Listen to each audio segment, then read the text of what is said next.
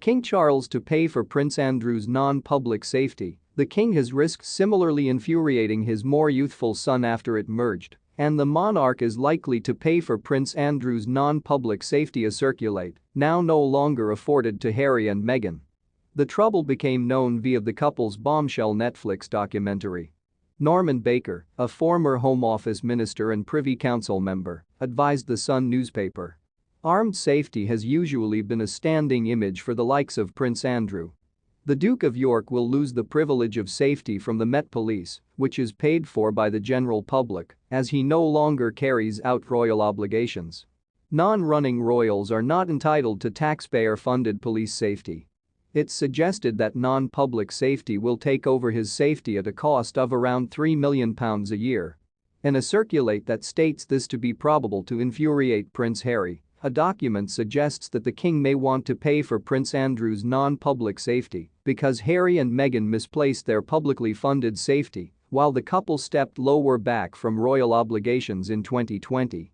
The Duke of York, Prince Andrew, will lose the privilege of safety from the Met Police as he does now no longer carry out royal obligations, in keeping with the Mirror. Instead, non-public safety will take over his safety at a cost of around £3 million a year, an invoice believed to be paid for by the monarch, according to The Telegraph. Taxpayer-funded police safety became additionally misplaced when Harry and Meghan stepped down from royal obligations, and trouble which became mentioned by way of the Duke and Duchess of Sussex in their bombshell Netflix documentary.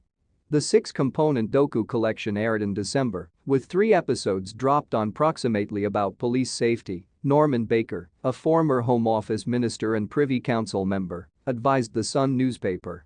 Armed safety has usually been a standing image for the likes of Prince Andrew. Of course, he needed to pay it himself and now no longer burdens the taxpayer due to the fact that he's a non-public character and has no public obligations.